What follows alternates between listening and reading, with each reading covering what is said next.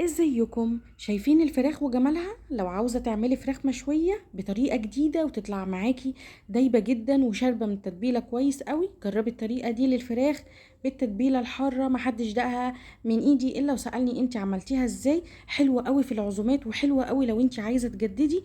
انا لما بكون زهقانة من الطرق التقليدية للفراخ بعمل الطريقة دي مع رز معمر وبس كده، بتبقى خطيرة.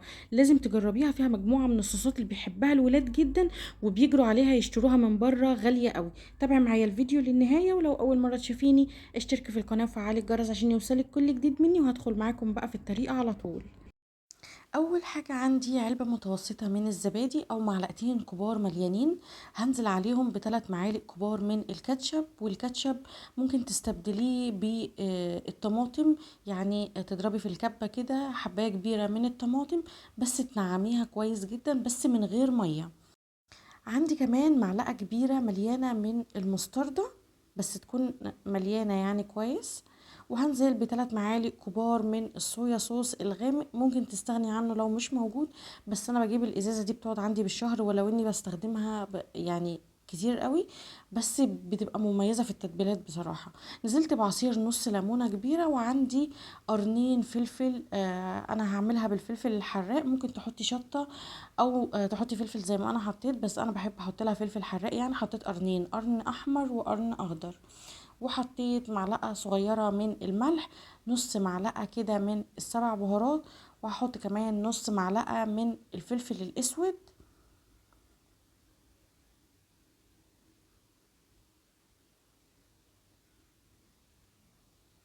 وحطيت كمان نص معلقه من الزعتر، والزعتر زي ما قلت لكم قبل كده بستخدمه في التتبيلات لانه بيبقى حلو جدا مع الفراخ. وحطيت كمان نص معلقه من الثوم البودره. ولو ما عندكيش توم بودرة هتحطي 3 فصوص توم كبار مفرومين، برضو بتبقى حلوة جدا. هبتدي اقلب بقى كويس جدا، كل البهارات اللي عندي دي تدوب كده في قلب بعض مع الزبادي.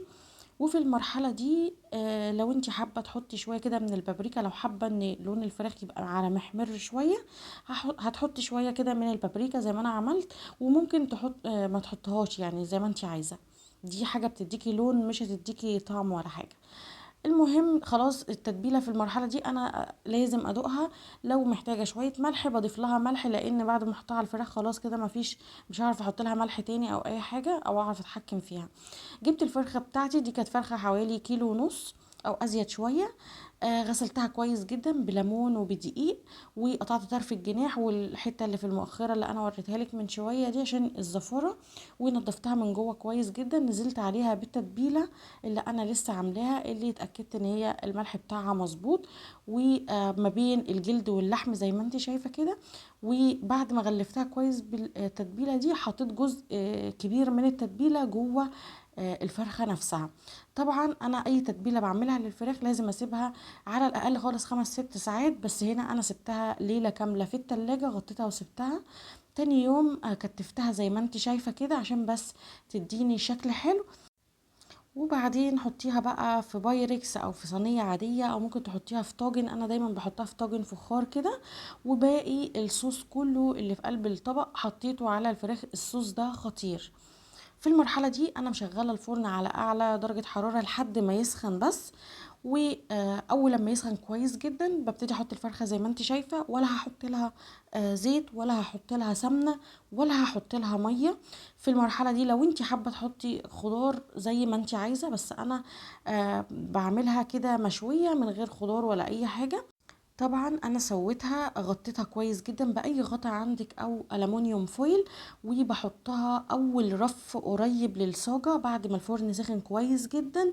بحطها على درجة حرارة متوسطة لمدة ساعة الا ربع، بطلعها زي ما انتي شفتي. وباخد كده شوية من الصوص الخطير اللي نزل منها ده واحطه على الوش، وبعدين اسيبها كمان تكمل تسوية، اشوف يعني نسبة التسوية بتاعتها قد ايه او ناقصها قد ايه. وعلى حسب حجم الفراخ بتاعك الفرخة بتستوي، يعني الفرخة هنا خدت معايا ساعة بالظبط عشان انا بحبها مستوية جدا. وبعدين شغلت عليها الشواية خدت لون حلو قوي. وبرده كل لما باجي افتح عليها في الفرن واشوفها باخد شوية كده من الصوص اللي من تحت ده بالمعلقة واحطه على الفراخ من فوق عشان تاخد اللون الحلو اللي انت شايفاه ده.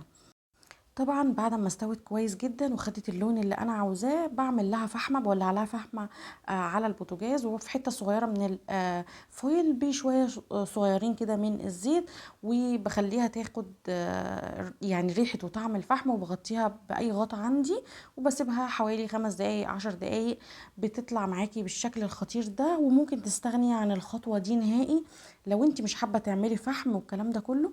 بس انا كنت شاويها فحبيت اعمل لها فحمه كده.